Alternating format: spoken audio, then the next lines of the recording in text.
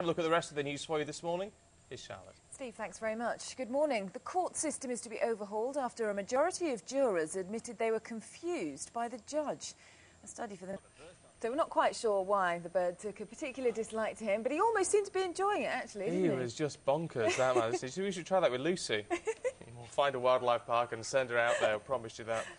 Charlotte, for now, thank you. So look at all the sports news for you here on Sunrise with Sarah Jane, and it really wasn't Beckham's night, was it, after all? No, he had a good game, but it wasn't quite the result he was hoping for, put it that way. In the meantime, Sir Alex Ferguson is banking on Wayne Rooney to smash through the 30-goal barrier this season. The Manchester United striker took his tally to 25 with his second-half double in their 3-2 Champions League win over AC Milan last night. David Beckham... Let's have a look at the rest of the news for you this morning. Here's Charlotte. Thanks, Steve. The court system is to be overhauled after a majority of jurors admitted they were confused by the judge. A study for the Ministry of Justice found two-thirds of jurors on criminal trial. Maybe it wasn't him, maybe it was the weather report that the Pelican was upset with. Maybe the Pelican was saying, no more rain, we can't take it. I don't understand why he was sort of bending over and proffering himself to the Pelican. You think you'd stand up and try and move away? Oh, well, I would. Anyway, there you go. Charlotte. Maybe it wasn't him, maybe it was the weather report that the Pelican was upset with. Maybe the Pelican was saying, no more rain, we can't take it. I don't understand why he was sort of bending over and proffering himself to the Pelican. You think you'd stand up and try and move away? Oh, well, I would.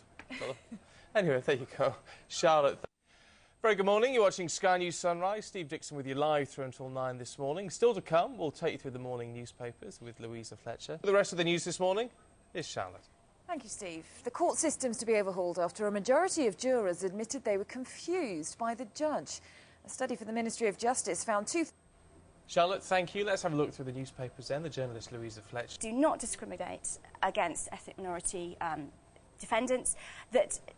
Very interesting that I found that juries convict more than they do acquit in rape cases, which I think is quite a widely held assumption that that's not the case. Not understanding the case enough, so they're having to go on to the minutes to spare. I'd wander up, if there was a court in open sitting, I'd go on, and you just come out and you just think, my goodness, how can you deal with hours upon hours, particularly in a protracted case? I think if you're putting the faith of the justice system in the British public, you've got to give them actually work to understand with Ray, and he's a very widely regarded veteran broadcaster.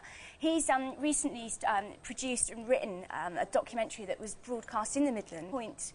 Do you take somebody's testimony as grounds to prosecute? Should he have said anything? You know, I've said it, I'm not going to say any more, I'm not going to talk about the individual involved.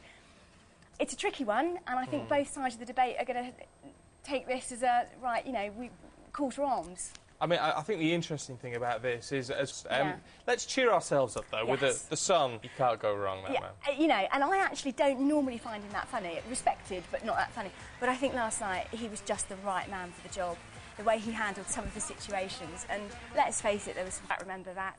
And then we have, let's hear it for the sisterhood, the Spice Girls, who thanked the world, apart from their bandmates, and then had to go on and apologise for forgetting them.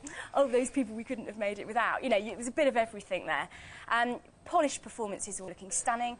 JLS, I mean, you just wanted them to win, didn't you? I mean, they looked so cute and they were so excited and, they just looked great. I think the funny thing about the Brits is you're always looking out for the bad outfits and the mistakes that happen, the faux pas, the people that they don't thank and, how good their singing's going to be. It's one of those ones, isn't it? It was a testament to individuality. Head bobbing, clicked his fingers and he came up and flapped around and said hello. And would feed on. Naturally, if you go down to pool, the fishermen are kind of tripping over them. Yeah. But he's obviously had to go a bit further inland for a bit of grub. And ask for fish spare. Isn't he beautiful? Picture. Louisa, great to see you. Thank you very much indeed. Lots.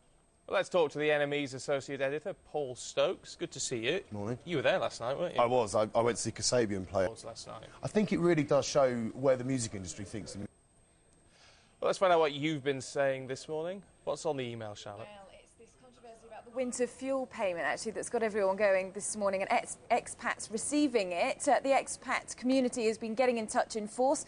Brian Hill in Cyprus says, just because we live abroad doesn't mean we don't get cold. He lives in Cyprus and says, my heating bill's just as high as it would be in the UK. Why should I not get my full rights when I've made my full national insurance contributions? Roger Miller, he lives in Spain. He says very few properties here have central heating. He says it's been down to 2 degrees this week in the day and much colder at night. Kate says what people need to realise is we've worked all our lives, we've paid our dues. Not all expats are rich, and the majority of us have sold everything to move here for a better standard of living. And a quick one from Nikki Bates says it's not all sun and sangria. We even had snow at the weekend on the Costa Brava, so there you are. Oh, well, there you go. It's interesting to know. Do keep your emails coming through. news@sky.com. Paul, we've got the rest of the news for you right now, though. Here's Charlotte.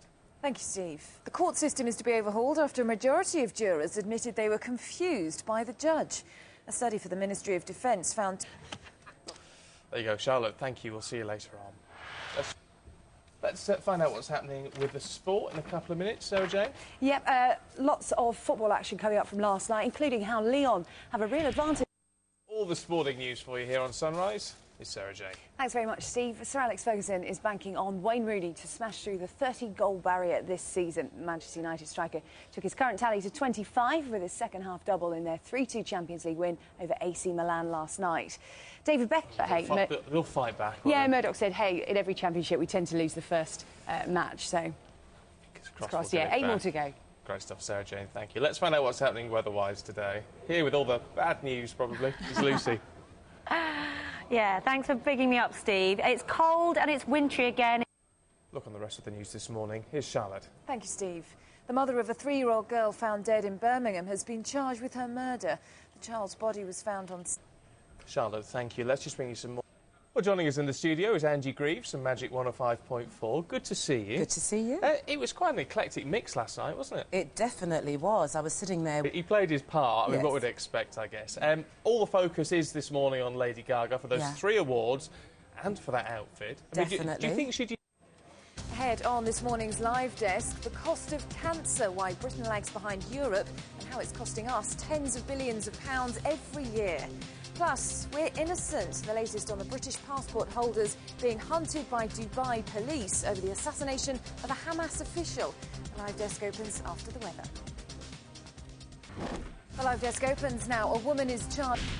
But first at 9 o'clock, the true cost of treating cancer could soar to as much as £25 billion over the next decade. Figures show the UK's death rate is still 6% higher than the European average. Paul Brennan reports.